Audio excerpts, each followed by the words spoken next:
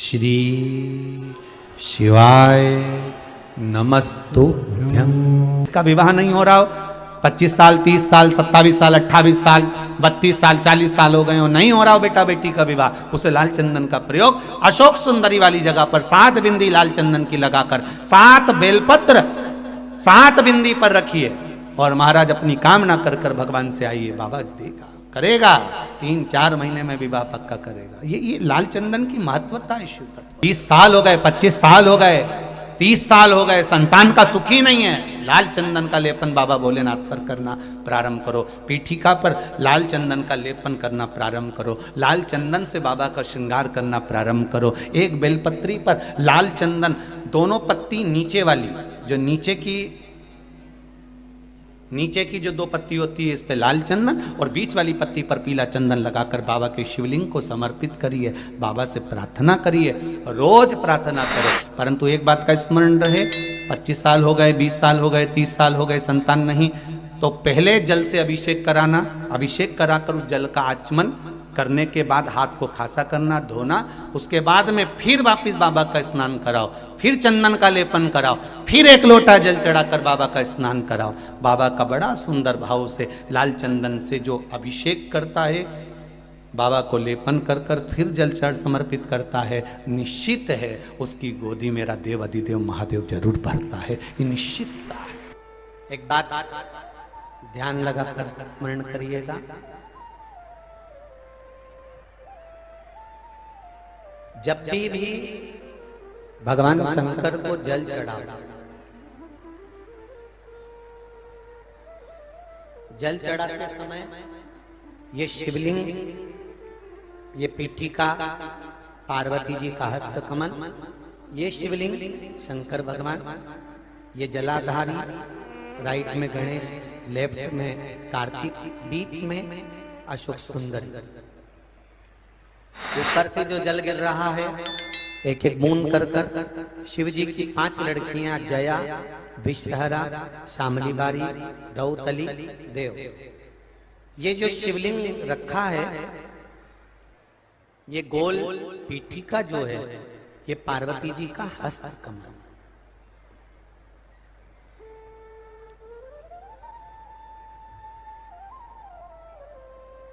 जिन बेटियों के विवाह में या बेटों के विवाह में देरी होती हो और संबंध नहीं जमता, अपने पितरों का स्मरण कर कर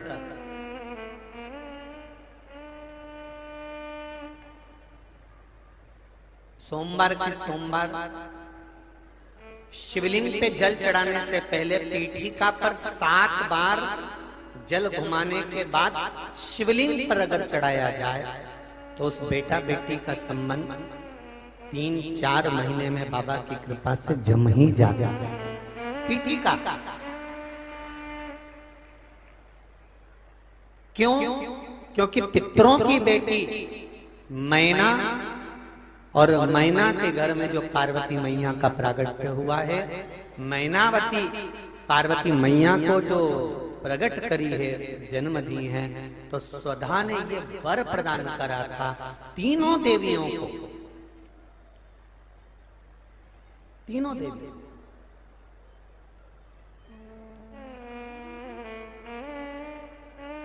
एक बात अच्छे से समझ लीजिए, सनकादिक ऋषि ने तो श्राप दिया, श्राप देने के बाद वर दिया कि तुम्हारे यहाँ 3 बेटियां जन्म लेंगी, मृत्यु लोक में तुम्हें जाना पड़ा, पर अपनी बेटी को विदा करने से पहले मृत्यु लोक में मैना, धन्या, कला, इन 3 बेटियों को मृत्यु लोक में भेजने से पहले इनकी माता स्वधा और पितरों ने इनको आशीर्वाद प्रदान करा। शिव महापुराण की कथा यही कह रही है, भगवान शंकर का संवाद यही कह रहा है कि 16 श्राद्ध में ऐसा नहीं है कि कोई पुण्य का कार्य नहीं करना चाहिए, या ये मत करो, या फ्रिज मत लाओ, या नया मकान मत लाओ, या प्रॉपर्टी का सौदा मत करो, या ये मत करो, वो मत करो।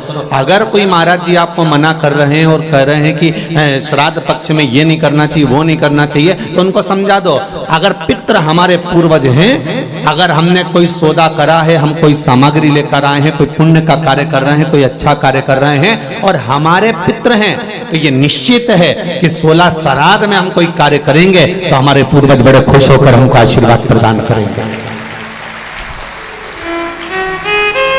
श्राद्धों के लिए, पितरों के लिए कई लोग बहुत डरा रहे हैं, बहुत डरा देते हैं कि तुम्हें ऐसा करना ही पड़ेगा, पिंडदान तो तुम्हें देना ही पड़ेगा, तुम ये नहीं करोगे तो ऐसा हो जाएगा, तुम 16 श्राद्ध में ऐसा दान करो, ऐसा ये करो, ऐसा वो करो। निवेदन है, शिव महापुराण की कथा कहती है, बड़ी मस्ती में अपनी जिंदगी जियो, बड़ी मस्ती में जियो, अपने जीवन को सार्थक करने के लिए करो। आप तर्पण करना है तर्पण करो, पिंड करना है पिंड करो, गया जी करना है गया जी करो, ब्रह्म कपाली करना है ब्रह्म कपाली करो, तुम्हारा मन पड़े जो करो। पर सबसे बड़ा आनंद यही है कि कैसे भी हम अपने, चाहे पितृ हो चाहे देवता हो, हम उनका गुणगान, उनका स्मरण हृदय चित्त से करें।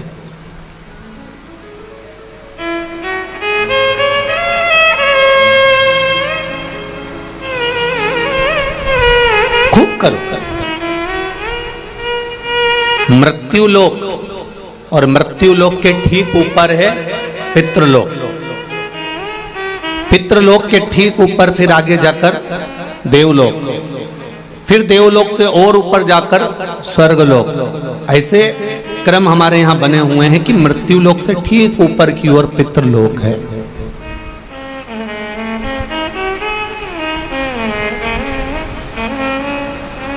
स्वयं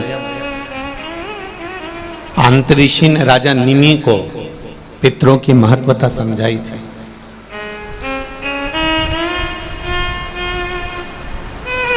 और शिव महापुराण का श्री बालाजी, श्री हनुमान जी, श्री हनुमत शिव महापुराण की जो कथा 5 दिवसीय चल रही है, इसमें एक स्मरण करिएगा।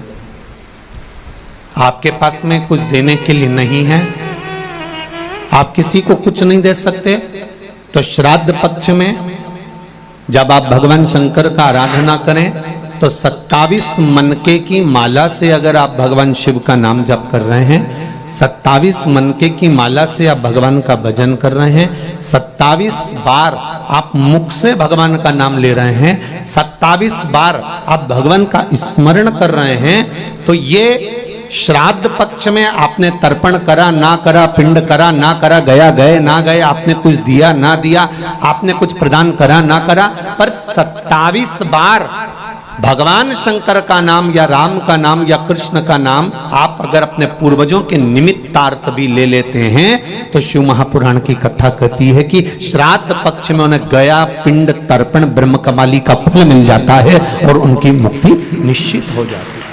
कितनी बार जपना है? केवल 27, केवल 27, उससे ज्यादा कुछ। और यदि 27 बार आप भगवान का नाम नहीं भी जप सकते हैं और आपको लग रहा है कि पितृ दोष के 4 लक्षण आपके पास में, पितृदोष के 4 लक्षण बड़े होते हैं। पहला, घर में एक ना एक बीमार पड़ा रहता है, एक ठीक होगा एक बीमार होगा, एक ठीक होगा एक बीमार होगा, ये पितृदोष का लक्षण। दूसरा, 1 रुपए कमाया 1.25 रुपए खर्च हो रहा है, कहीं ना कहीं पैसा आके रखाता है और 2-3 दिन में पैसा चले जाता है, साथ में रखा हुआ भी धन जा रहा है, पितृदोष का लक्षण है। तीसरा, घर में जितने सदस्य हैं आपस में किसी ना किसी बात के पीछे उनमें क्लेश बना रहता है, मन मुटाव बना रहता है, थोड़ी थोड़ी बात में कुछ ना कुछ क्लेश हो जाता है। 5वां, घर के बच्चे चिड़चिड़ प्रवृत्ति के होते जा रहे हैं, तो ये 4 लक्षण पितृदोष के बताए हैं। इन पितृदोष का निवारण आप गया जी चले जाएं, ब्रह्म कपाली करा लें, या तर्पण दे दें या पिंड दे दें, उससे अधिक फल शिव महापुराण की कथा कहती है। आप शंकर भगवान के मंदिर में जब 1 लोटा जल लेकर जाते हैं, शिव जी को 1 लोटा जल जब समर्पित करते हैं, तो उस जल को धीरे धीरे 27 बार आप पंचाक्षर मंत्र, षडाक्षर मंत्र या श्री शिवाय नमस्तुभ्यम बोलकर अपने पूर्वजों का स्मरण कर जो 16 दिन एक ही कलश, बार बार 27 बार कलश नहीं भरना है। जो लोटा भरकर लेकर गए हो, कलश भरकर लेकर गए हो, उसी को 27 बार आपको केवल शिव जी पर गिराना है। जो 27 बार जल एक ही कलश का समर्पित कर देता है, उसके पूर्वजों को तुरंत मुक्ति फल प्राप्त हो जाता है। उसको फिर तर्पण आदि की जरूरत नहीं पड़ती। जल तो रोज चढ़ाते हो ना आप लोग, रोज जाते हो ना। सारी समस्या का हल एक लोटा जल। आप अगर शिव जी के मंदिर रोज जा रहे हो, शंकर जी के मंदिर रोज जा रहे हो, प्रतिदिन जल चढ़ाने जा रहे हो, तो थोड़ा सा नियम चेंज करेंगे अपन। 16 दिन अगर हम शंकर भगवान को जल चढ़ा रहे हैं, आप कहेंगे गुरुजी अभी तो हमारे 2-3 दिन निकल गए। कोई बात नहीं, जब जागे तब सवेरा। कोई जरूरी है कि वो पीछे के 2-3 दिन निकल गए तो हम कैसे नहीं। आप कल से प्रारंभ कर दो कि शिव जी के मंदिर में जब जल चढ़ाने जाओ तो जल को 27 बार धीरे धीरे कर कर चढ़ाना प्रारंभ करिए। 16 श्राद्ध पूरे होंगे, नवरात्रि आएगी, दीपावली आएगी, और नवरात्रि से और दिवाली के बीच में आपको खुद ये फल प्राप्त हो जाएगा कि आपने 27 बार जो जल चढ़ाया है उसका फल मिला कि नहीं मिला, आपको मिला कि नहीं मिला, घर में शांति हुई कि नहीं हुई, घर में आनंद आया कि नहीं आया, संपदा बढ़ी कि नहीं बढ़ी, वैभव आया कि नहीं आया। केवल 16 दिन पूर्ण हुए, नवरात्रे और दिवाली के बीच का समय आप अंदाजा लगाकर बैठ गए। भगवान की शरणागति का फल क्या होता है महाराज? एक पक्षी सागर के तट पर, समुद्र के तट पर थोड़ी देर का सत्संग करता है, भजन करता है, कीर्तन करता है किसी संत की शरणागति में बैठकर, तो वो सागर पार जो माता सीता लंका में बैठी है उनको देख लेता है। शिव महापुराण की कथा कहती है, जो दिल से एक क्षण की भी शिव महापुराण की कथा सुन लेता है, शिव कथा कहती है वो महादेव का कृपा पात्र हो ही जाता है, चाहे कैसे भी श्रवण करे।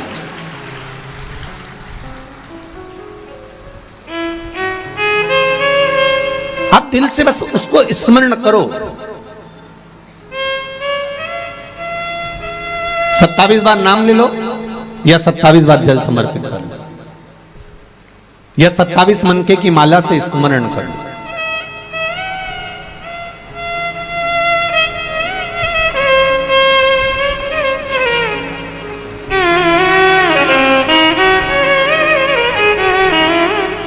चौबीस 24,000 श्लोक की ये शिव महापुराण की कथा है,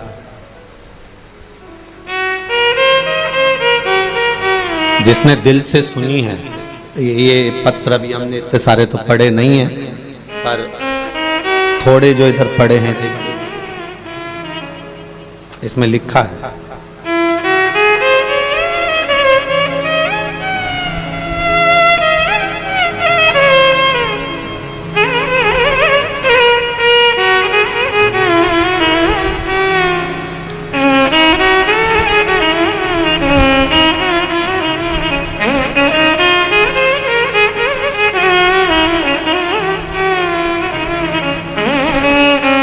गुरुजी, मेरा नाम सुदेश कंवर है।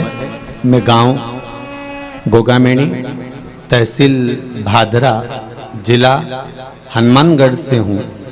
कहीं बैठी हो तो हाथ हिलाइएगा, आप ही हैं? गुरुदेव, मेरी शादी को 18 साल हो गए थे। बाबा की कृपा, आपने कहा था गुरुदेव कि लॉकडाउन में आपने एक बात कही कथा में, मैंने डॉक्टर को 18 साल में खूब दिखाया। 12 साल की एक बेटी मेरी पहले की थी, उसके बाद में मेरे यहाँ कोई 12 साल के बाद कोई संतान नहीं हुई। डॉक्टर ने मना कर दिया था कि अब संतान का सुख नहीं है, घर में पुत्र हो ये भाव मन में लिया गुरुदेव। और एक बार आपकी कथा थोड़ी सी सुनी, आपने सफेद आंकड़े की जड़ का प्रयोग बताया था, लेकिन हमें लॉकडाउन में बाहर नहीं निकलने दिया और हम वो सफेद आंकड़े की जड़ नहीं ले पाए। तो हमने जिस फोन पर आपकी कथा सुन रहे थे उसी को आदर्श मानकर 10 फरवरी 2021 को बाबा की कृपा से हमने जिस फोन पर आदर्श मानकर यही विचार करा कि बाबा अगर आप सच्चे हो और शिव महापुराण की कथा यदि हमने श्रवण करी है तो हमारी गोद भर देना बाबा। और बाबा की कृपा से 10 फरवरी 2021 को हमारे यहाँ पुत्र रत्न की प्राप्ति हुई है। ले आओ, जल्दी लाओ।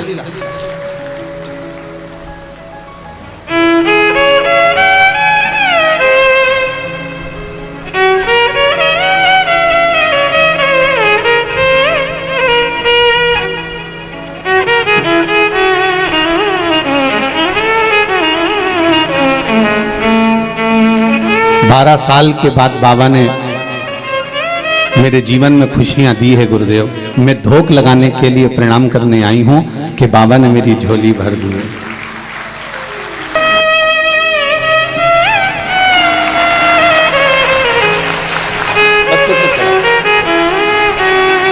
जोरदार ताली बजाइए शिव शंकर के प्रसाद के लिए। और उन्होंने इस बेटे का नाम क्या रखा? शिवम रखा है। जोरदार ताली बजाएं इस बालक के लिए। बहुत बहुत साधुवाद। मेरा बाबा जब भी देता है बड़े आनंद में देता है। शंभो शंभो। एक पत्र और बड़ा सुंदर आया, देखिए। शंभो शंभो। पवन कुमार सुनीता जी जाजू नागौर राजस्थान से आई है। कहीं बैठी हो तो हाथ हिलाएंगे आप ही। श्री शिवाय नमस्ते। आपने जो बिलपत्र पर शहद का उपाय बताया था गुरुदेव, उस उपाय को करने से मेरे दोनों बच्चे आए हुए, दोनों आए साथ में, दोनों बच्चे सीए फाइनल में पास हो गए हैं। बाबा की कृपा, बाबा को प्रणाम करने आए हैं। माइक पहुंचाइए, माइक पहुंचाओ, जल्दी पहुंचाओ।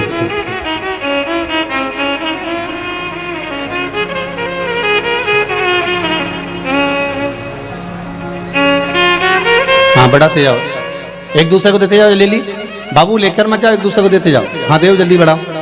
हाँ बढ़ाते जाओ। हाँ दीदी बढ़ाइए। शंभू बढ़ाते जाओ, बढ़ाते जाओ। पीछे वो सीए वाले बच्चों को पहुंचाओ। हाँ देते जाओ, आगे बढ़ाओ। बाकी सब लोग बैठ जाओ, बाकी सभी लोग बैठ जाइए।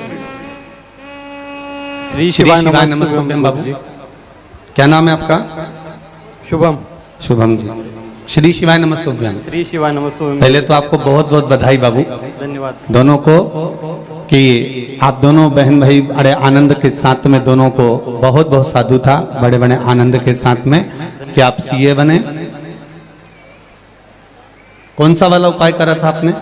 सर बीलपत्री पे वो जो शहद लगाकर और भोलेनाथ के ऊपर चिपकाने का वो उपाय किया था। हर एग्जाम से पहले चिपका कर जाते थे और प्रत्येक एग्जाम में पास हुए, दोनों पास। बस बाबा की कृपा हो। बहुत बहुत साधुवाद, बहुत बहुत बधाई। बैठिए। श्री शिवाय नमस्ते। नमस्ते। और गुरुजी जी ऑफिस का भी अभी इनॉग्रेशन हुआ है अप्रैल के अंदर जी। बधाई आपको, बहुत बहुत बाबा की कृपा हो। बेटी आप भी ठीक हैं? बधाई आपको बहुत बहुत। बैठिए। श्री शिवाय नमस्तुभ्यम। नमस्तुभ्यम। बहुत बहुत बधाई आपको। शिव पुराण कह रही है, भगवान देवादिदेव महादेव का पावन चरित्र कह रहा है। एक देवराज नाम का ब्राह्मण, जिसने जीवन भर कोई अच्छे कर्म की ओर लगा ही नहीं,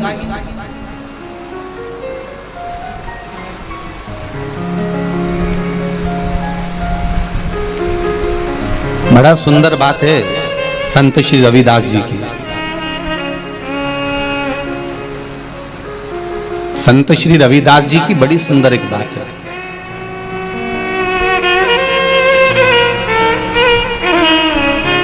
संत श्री रविदास जी महाराज कहते हैं, कोई जात से नीचा नहीं होता।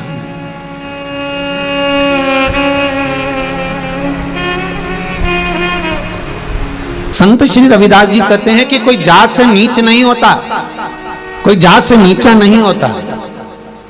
एक चर्मकार, चमड़े का जूता बनाने वाले संत श्री रविदास जी कहते हैं कि कोई जात से, बिरादरी से, वर्ण से नीचा नहीं होता। संत श्री रविदास जी कहते हैं कि कोई ऊंची जगह पर ऊंचे बैठने वाले भी जब नीच कर्म कर जाते हैं तो वो भी नीच कहलाने लगते हैं, वो भी नीचा कहलाने लगते हैं। कोई जरूरी नहीं है कि वो ये नीचा वर्ण में पैदा हो गया या अन्य वर्ण में पैदा हो जाए तो वो नीचा होगा। नहीं नहीं नहीं, आप किस कर्म को, शिव महापुराण की कथा करी है, देवराज नाम का ब्राह्मण जो ब्राह्मण के घर में जन्म लिया, ब्राह्मण कुल में जन्म लिया, ब्राह्मण के अंतर्गत जन्म लिया, जिसके माता पिता ने श्रेष्ठ संस्कार देने का प्रयास किया, पर मित्रों की थोड़ी सी संगति उसको जीवन में बर्बाद की ओर ले गई। ताली, थाली और प्याली, ये तीन मित्र व्यक्ति को बर्बाद कर देते हैं। पहले नंबर का ताली, प्रसन्नता करने वालों से दूरी बनाकर रखना। जो जितना ज्यादा तुम्हारी प्रसन्नता करेगा, समझ लेना कि तुम्हें चने के झाड़ पे चढ़ा देगा।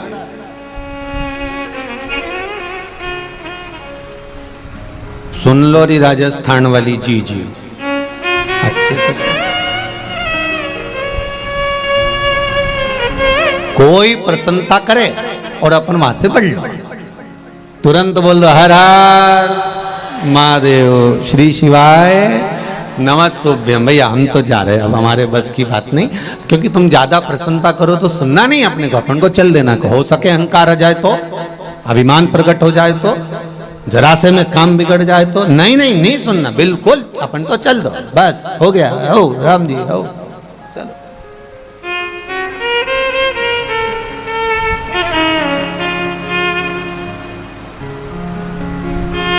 कौन क्या बोल रहा है उससे हमको इस बात से महत्वता नहीं है।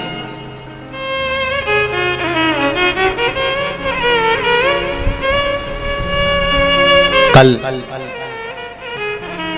परम पूज्य 1008 संत शिरोमणि श्री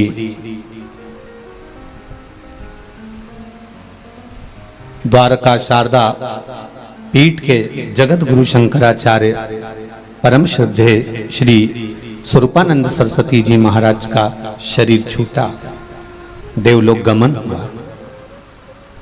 ये व्यासपीठ परम पूज्य गुरुदेव जगत गुरु शंकराचार्य जी के पावन चरणारविंद को श्रद्धांजलि समर्पित करती है। और सबसे ज्यादा नतमस्तकता इस व्यासपीठ से परम पूज्य जगत गुरु श्री स्वरूपानंद सरस्वती जी महाराज के पावन चरणों को करती है, क्योंकि उन्होंने सनातन धर्म में, भले दुनिया के लोगों ने उनको कह दिया हो, कई लोगों ने उनका विरोध भी किया हो, कई लोगों ने शब्द पर शब्द भी कहे हो, कई लोगों ने राजनीति के भाव में भी कहा हो, पर यह व्यासपीठ उनको इसलिए बहुत बहुत बहुत श्रद्धांजलि और नमनता करती है, क्योंकि उन्होंने सनातन धर्म के जितने मंदिरों में अन्य देव की मूर्तियां लोग स्थापित करने लगे थे और हमारे सनातन धर्म के देवताओं को पूछना बंद कर दिया था और ना जाने किस किस को मंदिर में लाकर बिठा दिया था, उसका फुल जोर विरोध किया था। इसलिए उन्होंने सनातन धर्म में भले दुनिया कुछ भी कहती रहे, पर उन्होंने उस मूर्त को हटाकर अपने सनातन धर्म को पुनः जीवित किया। इसलिए यह व्यासपीठ नतमस्तक है। ऐसे जगत गुरु शंकराचार्य जी के पावन चरणों में उनके श्रद्धांजलि को मैं नमन करता हूं, उनके भाव को नमन। प्राण चले गए, देवलोक गमन हो गए, पर वो अपनी बात पर अड़िग रहे कि ये मूर्ति मंदिर के अंदर नहीं चाहिए तो नहीं चाहिए। 33 कोटि देवता छोड़कर तुम ये देवता उनको पकड़ के क्यों ला रहे हो? कौन ने कहा तुम? नतमस्तक है ये व्यासपीठ परम पूज्य जगत गुरु शंकराचार्य श्री राम स्वरूपानंद सरस्वती जी के पावन चरण।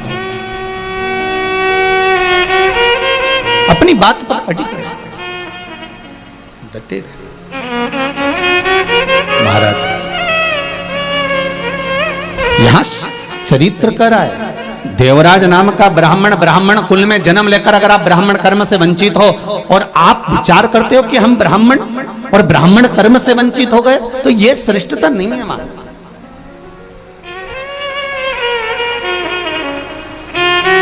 कितना गौरव महसूस होना चाहिए कि आप अच्छे घर में जन्मे हो, कितना गौरव महसूस होना चाहिए कि आप अच्छे कुल में जन्मे हो, कितना गौरव महसूस होना चाहिए कि आपको भगवान की सेवा प्राप्त हुई है, कितना गौरव महसूस होना चाहिए कि भगवान ने हमारा हाथ पकड़ कर रखा है, कितना गौरव महसूस होना चाहिए कि हमारे कंधे पर यज्ञोपवीत है, कितना गौरव महसूस होना चाहिए कि हमारे मस्तक पर शिखा है, कितना गौरव महसूस होना चाहिए कि हमारे मस्तक पर तिलक है, कितना गौरव महसूस होना चाहिए कि हमारे माता पिता हमारे साथ में रह रहे हैं, कितना गौरव महसूस होना चाहिए कि हम सनातन धर्म में जुड़े हुए हैं। देवराज नाम का ब्राह्मण कुल में जन्म लेने के बाद भी चोरी करता था, वेश्यावृत्ति करता था, गलत काम करता था।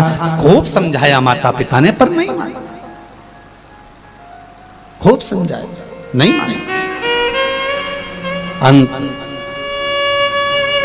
दुनिया मन का धन कर सकती है, पर अंत तो अंत है। और देवराज नाम का ब्राह्मण चोरी का धन लेकर शिवजी के मंदिर में गया। शिव महापुराण की कथा चल रही थी, थोड़ी सी कथा उसके श्रवण शक्ति में, उसके कानों में पहुंच गई।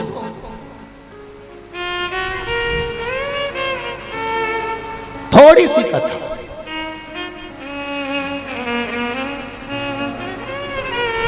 हम मानते हैं कि सालासर जी में कथा हो रही और इतनी जगह नहीं है बैठने की, पर विश्वास है। आप अपनी गाड़ी पर, ये लोग दीवालों पे चढ़ चढ़ कर कथा सुन रहे हैं, कोई कहीं चढ़ा है, कोई कहीं बाउंड्री पर चढ़ा है, कोई कहीं बैठा है, तो भले आप कहीं पर भी बैठे हो, पर ये शिव महापुराण की कथा का एक शब्द भी आपके कानों तक पहुंचा है, आपकी झोली तक पहुंचा है, तो ये निश्चित है कि वो अमृत अगर कहीं प्राप्त हुआ है तो उसका फल मिलेगा जरूर, उसका फल जरूर मिलेगा।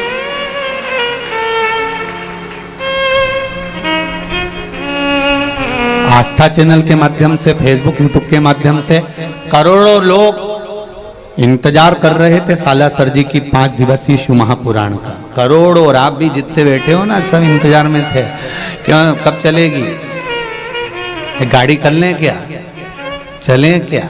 पास में तो हो रही है, 150-200 किलोमीटर तो है, और चलेंगे भी, कथा भी सुनेंगे और बालाजी सरकार का दर्शन भी कर लेंगे। अब तो वो कहते हैं ना कि वो कहते हैं दोनों हाथ कढ़ाई में, तो हाथ तुम सबका मुंडा भी कढ़ाई में हो। तुम शायद नहीं यहाँ पहुंचे हो, सुराना परिवार अगर कथा करा रहा है तो ये जानकर जितने परिवार के लोग आए ना सुराना जी के, बड़े भाग्यशाली हो साहब, बड़े किस्मत वाले। घर जाके नजर उतर वाले ना, कहीं बाबा की कृपा हुई है, बड़े भाग्यशाली। एक तो श्राद्ध पक्ष में शिव महापुराण की कथा, ऊपर से बालाजी सरकार के चरणों में कथा, बड़े भाग्य की बात है, साधारण नहीं है साहब। और जितने लोग कथा सुन रहे हैं टीवी पर या मोबाइल पर, दिल से कहूंगा, आज कथा केवल शिव पुराण आपके घर पर नहीं पहुंच रही है, ये निश्चित है। केवल शिव पुराण आपके घर नहीं आ रही है, आज मेरा बालाजी सरकार भी आपके घर में प्रवेश कर रहा है, ये निश्चित है, ये निश्चित। पवन तनय संकट मंगल मूर्ति रूप, राम लखन सीता सहित हृदय बसौ सुर रूप। ये शिव कृपा है, ये उसकी कृपा भी ना मिला है उससे। देवराज के कानों में थोड़ी सी शिव महापुराण की कथा चली गई, और कथा श्रवण कर कर देवराज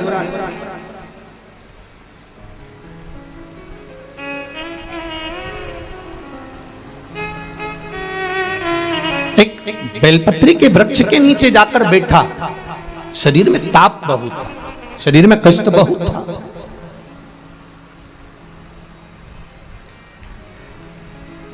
प्राण जाने का समय आया। भगवान शंकर के गण वहां खड़े हुए थे। पहले आए थे यमदूत, फिर आ गए शिव के गण। होता है ऐसा, एक सेठ जी थे, उनके पास में बहुत धन था, भजन भी बहुत करते थे, कीर्तन भी बहुत करते, मंत्र जाप भी बहुत करते, स्मरण भी करते, नाम जाप भी करते, खूब दान करते, पुण्य करते, संकीर्तन करते, भजन करते, मंत्र जाप करते, बड़ा दानी थे सेठ जी, बड़े दानी। उनका अंतिम समय आ गया, प्राण छूटने का समय। भगवान विष्णु के पार्षद उनके सामने खड़े हो गए, बैकुंठ से देवताओं ने लेने के लिए आ गए। तो उन्होंने तुरंत बैकुंठ के देवताओं को देखा और देखकर पूछा, तुम कौन हो? तो क्या तुम्हारा अंतिम समय आ गया, हम तुम्हें लेने के लिए आए। ओहो, मैं चलने के लिए तैयार हूं, पर मेरे पास में दौलत बहुत सारी है, बहुत पैसा, अपार धन तो मेरी अलमारी में पड़ा हुआ है, बैंक में पड़ा हुआ है, तिजोरी में पड़ा हुआ है, ढेर संपदा, सोना चांदी हीरा पन्ना रकम सब कुछ मेरे पास में ढेरों में भरा हुआ है। तो इतने में सेठ जी ने कहा, मुझे कुछ ऐसी कृपा कर दो, मैंने जिंदगी भर खूब दान पुण्य भजन कीर्तन खूब करा, पर धन कमा कमा कर एकत्रित करा, पर अपने ऊपर खर्च नहीं करा, एक मौका दे दो बस मुझे अपने ऊपर खर्च करने का। तो देवताओं ने जाकर भगवान विष्णु से कहा, प्रभु क्या करें? भगवान ने कहा, दे दो, 1 साल और दे दो। चलो ठीक है, करने दो इसको खर्च। अब 1 साल सेठ जी को जो मिला, उन्होंने उसमें खर्च किया, पर सही जगह खर्च नहीं कर पाए। वैश्यावृत्ति में, जुए में, मदिरापान में, मांसाहार में, गलत गलत काम में उसको खर्च किया। अब फिर 1 साल बाद मरने का समय आया। अब की बार बैकुंठ के पार्षद नहीं आए, अब की बार यम के दूत उनको लेने के लिए, बड़े बड़े दांत, भयंकर स्वरूप, काला स्वरूप, भयंकर।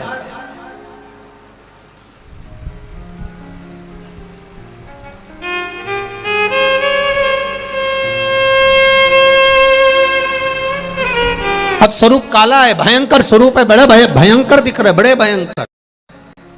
अब देखिए कहां देवता आए थे और कहां ये आ गए। बदलने वाला भी बदल देता है। एक पत्र आया है किसी का, बड़ा सुंदर पत्र है,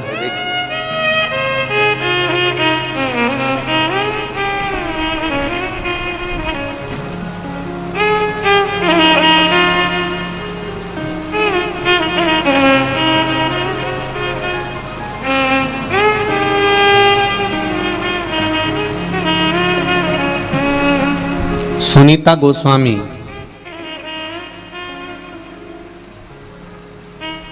मैं रहने वाली ठीकरी, जिला बड़वानी से हूं। कहीं बैठी हैं? आप ही हैं?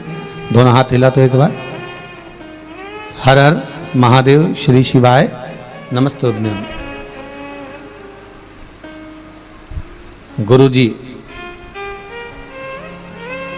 मेरी बहू को गुप्त नवरात्रि में लड़की का जन्म हुआ। लड़की का रूप इतना काला कि उसे देख के मैं अस्पताल में रो पड़ी। गुरुदेव, बहू की आंख में भी जल भरा हुआ था कि इतना भयंकर रूप बेटी का था।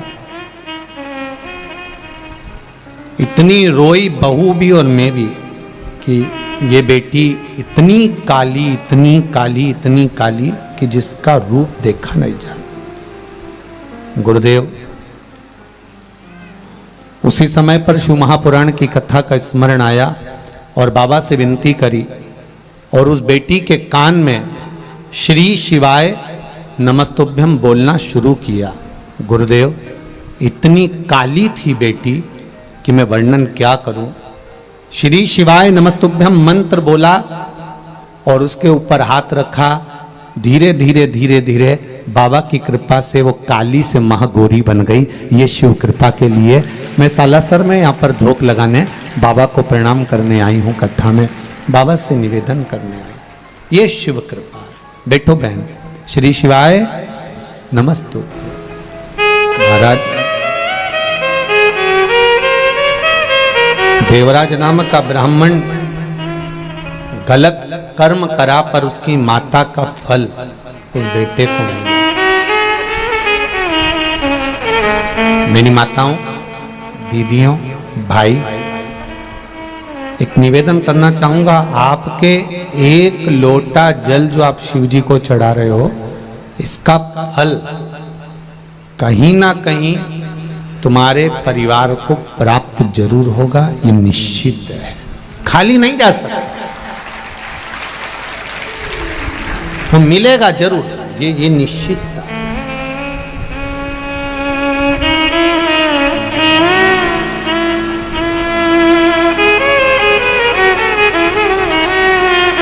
खेत में एक बीज डाल दिया आपने, एक बीज बो दिया आपने, और खेत में अगर एक बीज बो दिया है, डाल दिया है, अब अपने अपने गांव से जब आए होगे तो जंगल देखा होगा, रास्ते में पड़ा होगा, ट्रेन से, बस से, गाड़ी से, फ्लाइट से, जिससे भी आए,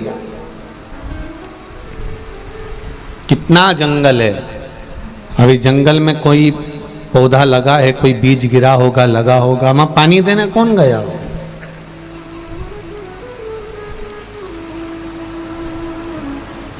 ना तो वहां कोई खाद देने गया, ना वहां कोई पानी देने गया, और ना वहां पर कोई उस पौधे को संभालने के लिए गया, तो भी वो पौधा लगा कि नहीं लगा। उसी तरह एक लोटा जल या एक बेलपत्र या एक बार हम भगवान की भक्ति करते हैं, भजन करते हैं, नाम जाप करते हैं, नाम स्मरण करते हैं, वो उसका पौधा बड़ा जरूर होता है और उसका फल हमारे पूरे परिवार को मिलता जरूर है, ये निश्चित है, वो मिलेगा जरूर।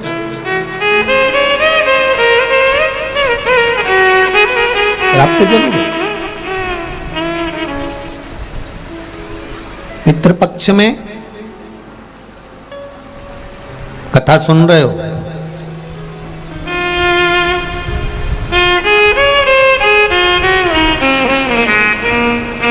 इसका फल आपको तो मिलेगा ही, साथ में आपके पूर्वजों को भी प्राप्त होगा, और वो जरूर प्राप्त होगा, मिलेगा जरूर, वो निश्चित है। देवराज की माता जी ने एक लोटा जल भगवान को समर्पित किया है, और देवराज की माता ने जब एक लोटा जल जो समर्पित करा था, आज बेटे के जब प्राण छूटे, शंकर भगवान के मंदिर में चोरी का सामान लेकर गया था, एक क्षण की कथा का स्मरण हुआ, बेलपत्री के वृक्ष के नीचे प्राण छूट रहा है।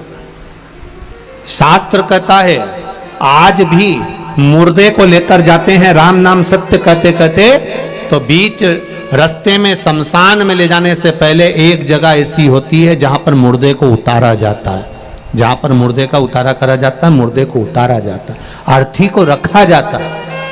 कई लोग पूछते हैं यहाँ अर्थी को रखने से क्या लाभ मिलता है, यहाँ मुर्दे को क्यों रखा जाता है। अब उनको ज्ञात तो इस चीज का है नहीं, स्मरण कहाँ, हमारे पूर्वज ऐसा कहते थे यहाँ रखना चाहिए, थोड़ी देर विश्राम देना चाहिए, थोड़ी देर रखना चाहिए, पर रीति क्या, उसका नियम क्या, उसका नियम क्या है? उसका नियम है कि देवराज नाम का ब्राह्मण बेलपत्री के वृक्ष के नीचे अपने प्राणों को त्यागा था, इसलिए उसको भगवान शंकर का धाम मिल गया था। मुर्दे को आज भी ले जाते समय बेलपत्री का वृक्ष तब होता नहीं तो कोई भी पेड़ के नीचे उसको रख देते हैं, पर नियम है बेलपत्री के वृक्ष के नीचे से अगर मुर्दा निकल कर भी गया है और उस पर बेलपत्री के वृक्ष की छांव पड़ी है, तो वो कितना बड़ा भी पापी क्यों ना हो, वो परमात्मा के धाम चले ही जाता है, ये निश्चित है।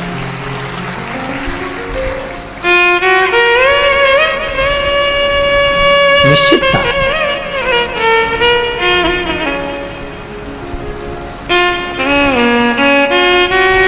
हम कई बार कह देते हैं आप लोगों को, आप लोगों ने स्मरण किया होगा कि अगर निर्माल्य की बेलपत्र, शंकर भगवान पर चढ़ी हुई बेलपत्र कहीं जमीन पर भी पड़ी हुई मिली है तो उसको उठाकर एक बार मस्तक पर रख लिया करो। कौटी कौटी पाप ढेर पड़े हुए होंगे हमारे जीवन के, ऐसा कोई व्यक्ति नहीं जिससे पाप नहीं होता। श्री ऋषभ देव जी महाराज का चरित्र आता है, अहिंसा परमो धर्म को बताते हैं, और ऋषभ देव जी महाराज कहते हैं हर व्यक्ति से पाप होता है, चाहे वो संसार का कोई मनुष्य हो।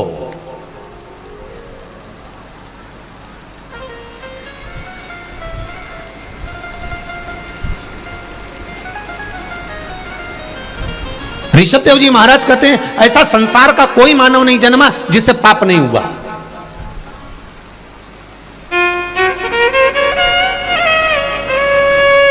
अहिंसा परमो धर्म की लेखनी ऋषभ देव जी महाराज वर्णन करते हैं। किसी ने पूछा ऋषभ देव जी महाराज जी से, हर व्यक्ति पापी है? हाँ। चाहे कोई हो? हाँ। तो ऋषभ देव जी से पूछा गया, क्या संसार में जन्म लेने वाला मानव, चाहे संत साधु सन्यासी तपस्वी साधक उपासक चाहे जो हो, अगर मृत्यु लोक में जन्म लिया है तो उससे पाप हुआ है। क्या क्या पाप हुआ, कितने स्थान पर उसने पाप किया? तो कहा, पहला, झाड़ू लगाते समय जीव मर जाता है, उसका पाप माथे चढ़ जाता है। दूसरा, अग्नि जलाते समय छोटे छोटे पतंगे जल जाते हैं, उसका पाप माथे चढ़ जाता है। तीसरा, स्नान करते समय, वस्त्र धोते समय, बर्तन धोते समय पानी में छोटे छोटे जीव मर जाते हैं, उसका पाप माथे चढ़ जाता है।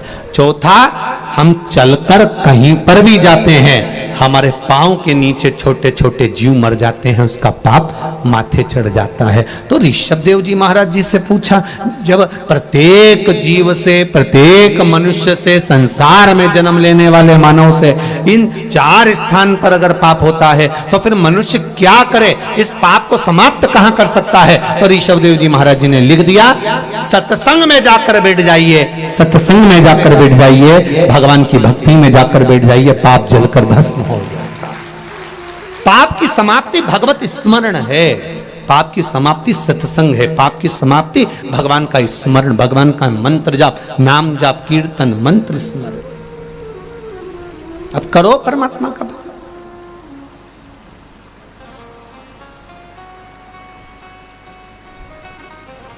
आप भगवान का भजन में नित्य लगिए, पाप छिन्न। जब अदालत में पेशी कर कर कर थक जाते हो, तब वकील कहता है राजीनामा। अरे बोलो, जम के बोलो, राजीनामा कर लो। तो अक्कड़, मैं काय को करूं? तो क्या और चलने दो, और पेशियां चली। थक गए, तब वकील ने फिर कहा राजीनामा कर लो। मैं काय को करूं? मैंने इतने बड़े बड़े वकील कर रखे। फिर पेशी पे पेशी चली, एक अदालत से काम छूटा, दूसरी अदालत में पहुंच गए, फिर पेशी। फिर वकील ने कहा, जम के बोलो, राजीनामा कर लो। वकील कोई मूर्ख नहीं होते, वकील भी अक्ल वाले होते हैं। और एक बात वकील हमेशा कहता है कि जिंदगी में अगर वकीलों से सीखना है तो वो आपको समझाकर एक बार जरूर कहेगा कि एक बार अच्छे से विचार कर लो, राजीनामा कर लो। ये हर वकील कहता है। हाँ, जिसको ज्यादा खाना हो तो बोले नहीं कहेगा क्या करना राजीनामा करके, अभी तो चलने दो, केस चलने दो, केस चलने दो, केस चलने। पर जो चतुर वकील होगा, विद्वान होगा, ज्ञानवान होगा, जो चाहेगा आपका हित, तो वो कह देगा कुछ नहीं, राजीनामा करो और अपनी जिंदगी खुश होकर जियो। जब तक केस चलेगा तब तक तू डिप्रेशन में रहेगा। सही है कि गलत है? छोटा सा भी अगर अदालत में केस चलता है, प्रॉपर्टी का, संबंध का, रिश्तों का, धन का, दौलत का, आदि का आदि गलत गलत कार्य का अगर केस चल रहा है, तो तुम रात को सही से सो नहीं सकते। आधी रात को एकदम याद आ गई तो उठ के बैठ जाओ। सेल टैक्स, इनकम टैक्स आदि के जीएसटी वीएसटी, जरा सा, बस जरा सा याद आ गया, वो फाइल तो रह गई तुरंत। अब पत्नी भी कह रही है, क्यों उठ के बैठे हो, सो क्यों नहीं जाते?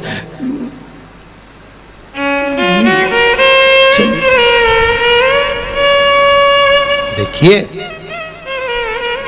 छोटा सा रबड़, देखा रबड़, छोटा सा नोट की गड्डी में लगाने वाला जो रबड़ आता है ना, छोटा सा, उस रबड़ को एक बार लपेट लो, दूसरी बार लपेट लो, तीसरी बार अगर खींचा तो बोलो बोलो, जम के बोलो, टूट गया। अब इतने छोटे से नोट की गड्डी में लगाने वाले रबड़ को तो मिठाई के डब्बे में लगा सकते हो क्या? 2 बार? नहीं, टूट जाएगा। बड़े डब्बे में लगा सकते हो? नहीं, टूट जाएगा। उसी तरह ये चित्त, ये वृत्ति, ये मन वो रबड़ है जिसको हमें परमात्मा के चरणों में लगाना चाहिए, पर हम इसको नोट की गड्डी में और डब्बों में लगा रहे हैं, इसलिए ये रबड़ जल्दी टूट जाता है, बहुत जल्दी। इस रबड़ को सही जगह लगाए, ज्यादा रबड़ को खींचोगे टूटेगा, दिमाग को ज्यादा 10 जगह लगाओगे। इसलिए वकील कहते हैं राजीनामा कर लो, और यह वकील नहीं कर रहे, ये हमारे हृदय में हमें बिठा कर रखना है कि जिसने जिंदगी में जन्म लेने के बाद राजीनामा करना सीख लिया, कोई भी बात हो, सब्जी बेकार बन गई राजीनामा कर लो, कोई बात नहीं, नमक ज्यादा पड़ गया राजीनामा कर लो, काम बिगड़ गया राजीनामा कर लो, कोई बात नहीं, चिल्लाना नहीं, क्रोध नहीं, अभिमान नहीं, अहंकार नहीं, वासना नहीं, तृष्णा नहीं, लोभ नहीं, आसक्ति नहीं, काम नहीं, राजीनामा करना जो सीख गया तो उसका जीवन एकदम क्लीन और आनंद में हो गया। जिसकी पेशियां चलती रहती है, हर बात में जवाब देगा। उसने कुछ कहा पत्नी ने, मैं तुमसे कब से कह रही हूं, और इसने पलट के जवाब दिया, तो तू जवाब दे, अगली पेशी उसकी देख। तुरंत वो भी तैयारी में बैठी थी, फिर उसने सुना दिया,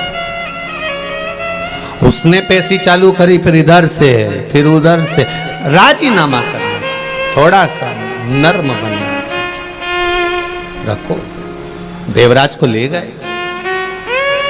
शिव महापुराण की कथा कहती है, अभी तक खड़े थे, देवता लेने के लिए आवाए हैं गण दूसरे।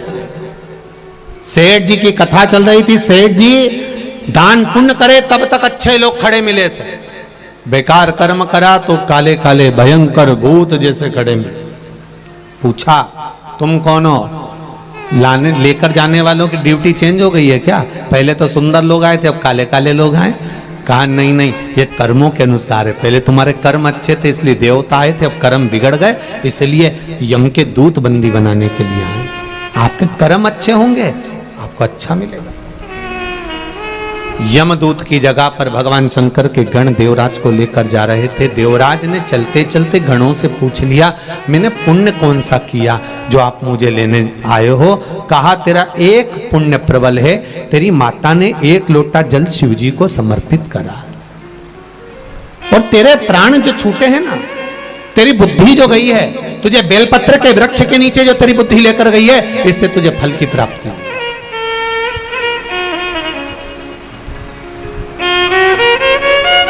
अच्छी जगह अपने गांव से, अपने नगर से, अपने शहर से, आप अच्छी जगह पर जाकर बैठ रहे हो, कथा में जाकर बैठ रहे हो, सत्संग में जाकर बैठ रहे हो, प्रवचन में जाकर बैठ रहे हो, भगवान के भजन में जाकर बैठ रहे हो। अच्छी जगह से आप अगर भगवान कीर्तन में जाकर बैठ रहे हो, अच्छी जगह से आप अगर भगवान के भजन में जाकर बैठ रहे हो, तो भगवान को धन्यवाद देना कि जरूर हमारे पूर्वजों का कुछ पुण्य हुआ होगा, जिसके बल पर हमें यह पावन कथा श्रवण करने का सौभाग्य मिला। हम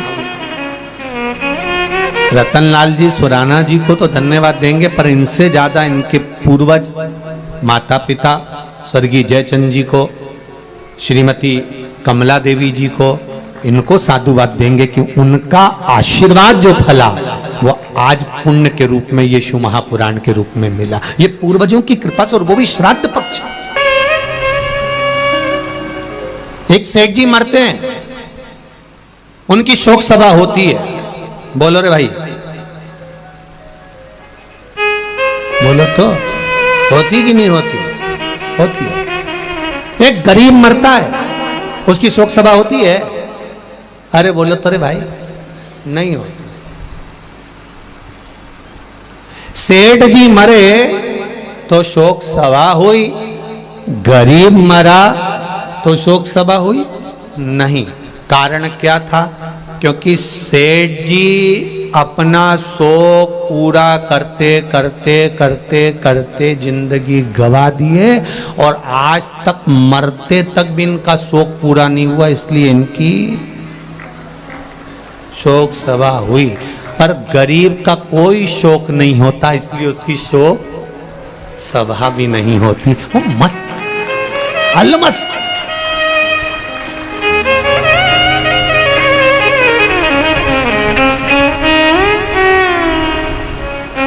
इसलिए सेठों में सेठ मारा सांवरा, बाकी डुपली है केट। जितना है वो एक ही सेठ। कौन? सांवरिया। बाकी के सब सेठ मरा, पैसे वाला मरा, धनपति मरा, करोड़पति मरा, बहुत अंबारपति मरा तो उसकी शोक सभा हो रही है, क्योंकि वो जिंदगी भर शौक पूरा नहीं कर पाया। कभी फ्रिज, कभी वॉशिंग मशीन। एक दुकान से काम नहीं हुआ, दूसरी दुकान में गया, दूसरी दुकान से काम नहीं हुआ, तीसरा। एक हैंडसेट हाथ में था, गड़बड़ हुआ, जल्दी से बदल लिया। शौक पूरे नहीं हो रहा है, इसीलिए इनकी शोक सभा होगी। पर गरीब का कोई शौक नहीं। एक जोड़ कपड़े में माँ बेटा था, खेत में से निकल कर आया, श्री बालाजी सरकार का दर्शन करा, दर्शन करके कथा सुनी, वो कथा सुन के अपने घर आराम से चले गया। कोई मतलब नहीं उसको, काम क्या मिल रहा है नहीं मिल रहा है, वो अपनी मस्ती में बैठा हुआ है, आनंद में अपनी जिंदगी खुश होकर जी रहा है, और उसको उसके कोई शौक है ही नहीं।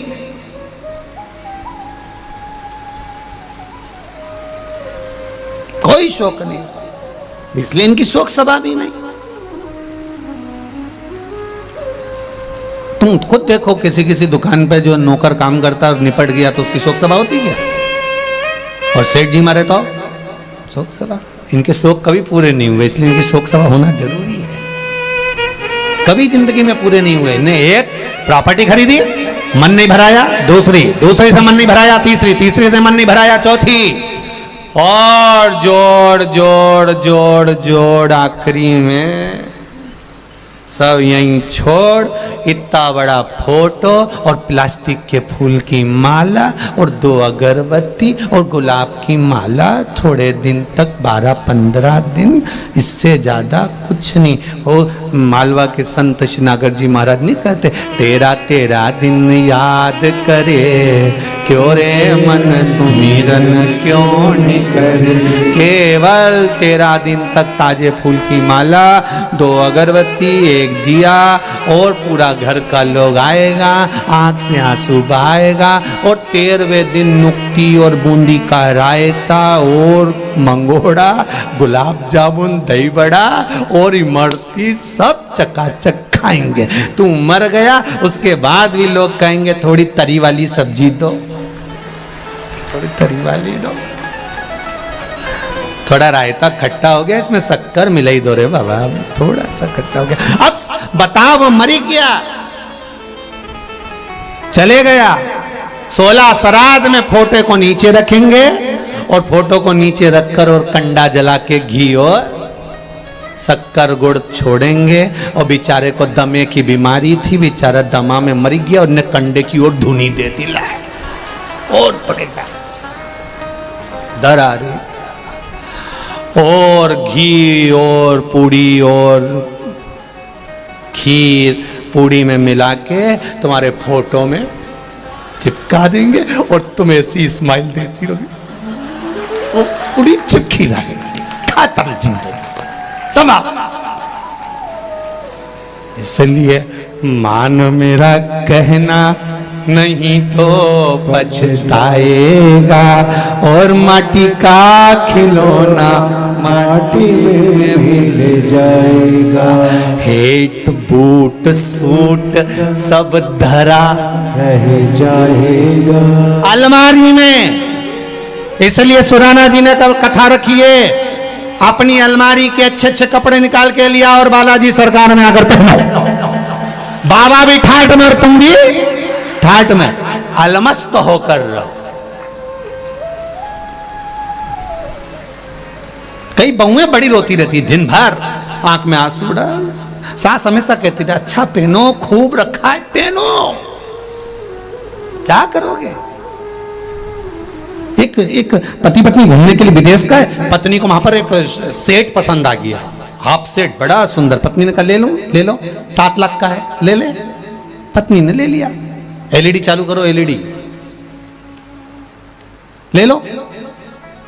अब 7 लाख कहाँ, ले। और पत्नी ने वो सेट ले लिया, और लेने के बाद पति ने कहा पहन ले। अभी थोड़ी ना पहनूंगी, अच्छा जरा मौका आन दो फिर पहनूंगी। और मौके का इंतजार करती रही, फिर कब पहनेगी? अब जन्मदिन आ गया, आज तो पहन ले। नहीं अभी नहीं, मेरे देवर के लड़के की शादी होगी तब पहनूंगी। और पहनते पहनते ही मालूम एक दिन छाती में दर्द हुआ,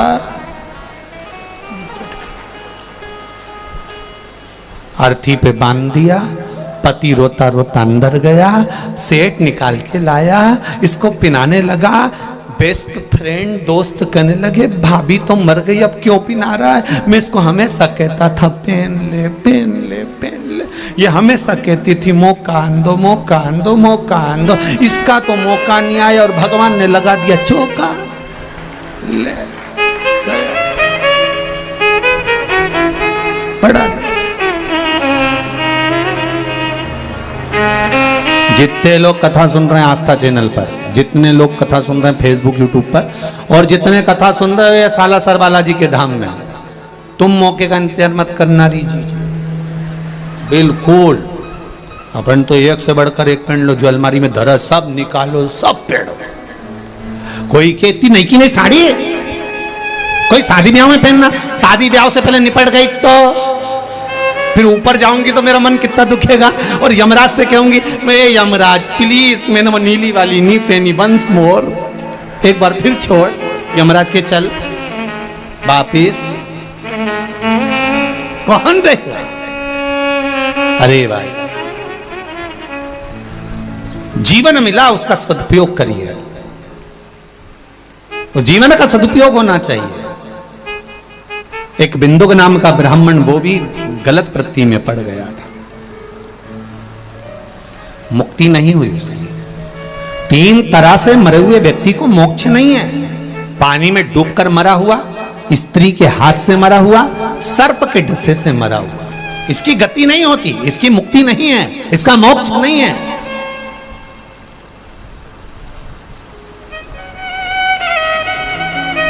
अगर किसी स्त्री के चक्कर में, किसी नारी के चक्कर में, किसी नारी के कहने पर, किसी स्त्री के कहने पर कोई मर गया, उसकी मुक्ति नहीं है। सर्प के डसे से मर गया, उसकी मुक्ति नहीं है। पानी में डूबकर मर गया, उसकी मुक्ति नहीं है, मोक्ष नहीं है। कितनी बड़ी बात लिखी है शिव महापुराण में।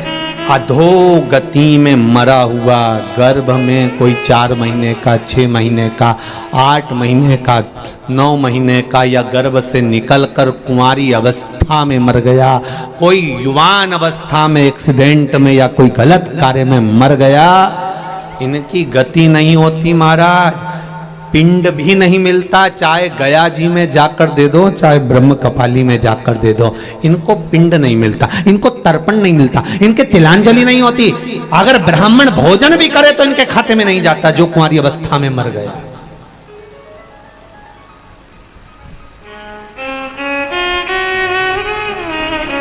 कहां मुक्ति? क्या करना है? तुमरुका जी ने चंचुला देवी से कहा इनकी एक ही मुक्ति है, शिव महापुराण की कथा। कुछ देव मत देव, एलईडी चालू करवाइए, एलईडी। कुछ देव मत देव, कुछ देव ना देव, कोई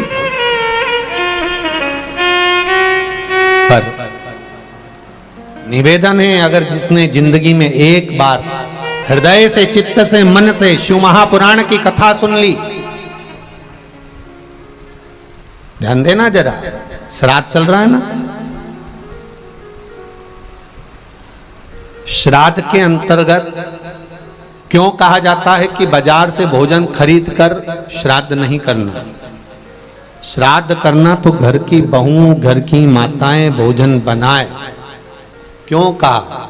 गरुण पुराण में, पद्म पुराण में, अग्नि पुराण में, स्कंद पुराण में, शिव महापुराण में वर्णन मिलता है कि घर की नारी बहुएं जब भोजन बनाती है श्राद्ध पक्ष का, और वो भोजन ब्राह्मण जब ग्रहण करता है, तो केवल बहू बेटियां जब भोजन बनाती हैं, बहुएं भोजन बनाती हैं, तो केवल ससुराल के पितृ नहीं तरते, ध्यान देना। जैसे ससुराल में कोई दादा ससुर है, उसकी तिथि है चतुर्थी, तुमने चतुर्थी को श्राद्ध का भोजन बनाया, ब्राह्मण को भोजन कराया, तो बहुओं को ये ना लगे कि हम हमारे ससुर के, दादा ससुर के निमित्त से जिमा रहे, नहीं। बहू जब भोजन बनाती है ससुराल में अगर कोई ब्राह्मण श्राद्ध पक्ष का भोजन ग्रहण करता है तो बहू के मायके में अगर इस तिथि में कोई गया होता है तो आधा भाग उसके खाते में, उसके मायके में पहुंच जाता है। बहू को यह बात का अंदाजा रहना चाहिए कि केवल आप ससुराल वालों के लिए श्राद्ध में भोजन नहीं बना रहे, वहां भी।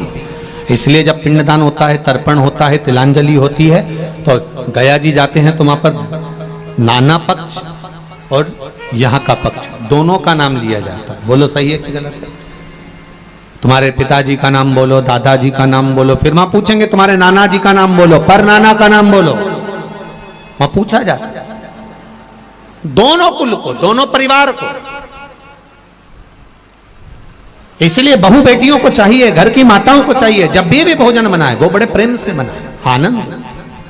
और प्रयास करा करो कि श्राद्ध पक्ष में सीधा ना देना, आटा चावल दाल ये हम ना दें। हम चाहें ये नहीं कि हम सीधा दे के हम भगवान को कि हमने सीधा दे दिया, अब हमें भोजन बनाने की जरूरत नहीं। आप भोजन बनाओ, सीधा दोगी तो केवल ससुराल का लाभ मिलेगा, कि ससुराल का कोई तिथि का व्यक्ति गया तो उसको फल मिलेगा। पर आपने अगर भोजन बनाया और ब्राह्मण ने अगर भोजन तुम्हारे घर में करा तो उसका आधा भाग तुम्हारे ससुराल में अपने आप चला जाएगा। उन जीवों का भी कल्याण हो जाएगा जिसको ससुराल में, अगर मायके में किसी ने भोजन नहीं भी दिया, मायके में कोई प्राप्त नहीं भी हुआ, तो उनको भी उसकी फल की प्राप्ति हो जाएगी। देव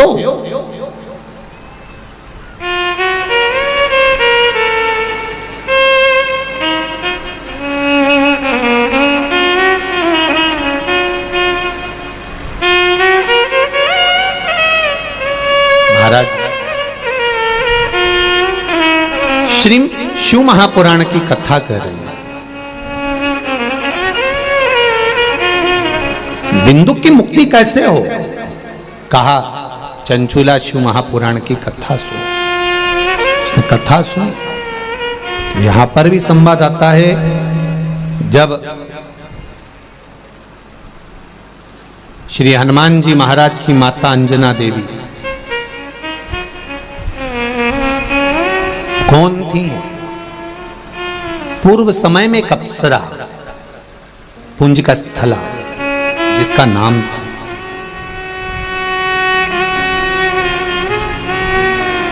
क्या नाम है? जम के बोलो। पुंजिका स्थला क्या नाम है? बोलो, जम के बोलो जरा। हनुमान जी की जो माता है अंजना, अंजना माता का पूर्व का नाम है पुंजिका स्थला, एक अप्सरा है।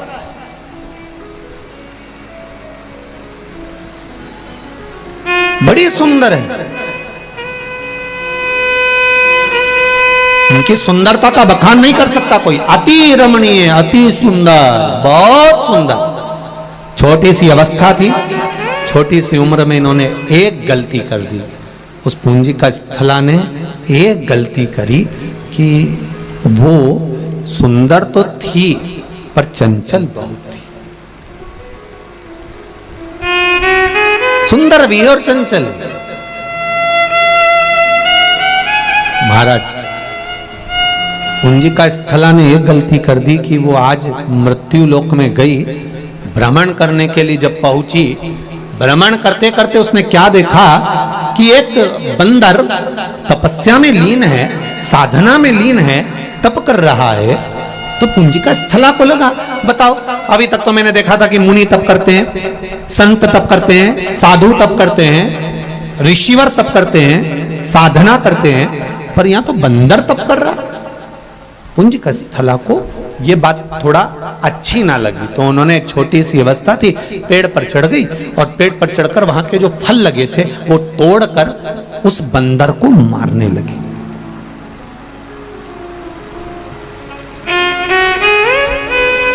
हमें स्मरण नहीं हो पाता। हमारे घर के जब छोटे बच्चे कोई गलत कार्य करते हैं तो हम बड़े खुश होते हैं कि एक छोटा बच्चा चींटा पकड़ता है ना, छोटा बच्चा जब जी चींटी पकड़ता है ना, तो घर की माताएं, घर के लोग बड़े खुश होते, देखो पकड़ रहा है, देखो पकड़ रहा है। उसको समझाना चाहिए, नहीं नहीं, कोई जीव की हत्या नहीं करना, कोई जीव को कष्ट नहीं देना।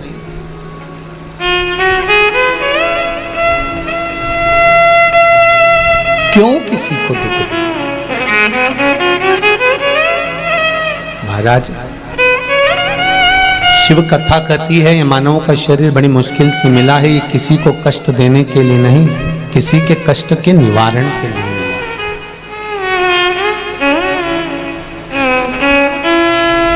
आपने शिव महापुराण की कथा में से कुछ सीख लिया कि मुझे 27 बार श्राद्ध पक्ष में शंकर भगवान को जल चढ़ाना है, या 27 मनके की माला से जाप करना है, या 27 बार मुझे मंत्र का स्मरण करना, केवल आपने सीखा और आपकी जिंदगी संवरने लगी, तो उसमें आपका फायदा है, उसमें आपका लाभ। जैसे एक पत्र आया है, देखिए,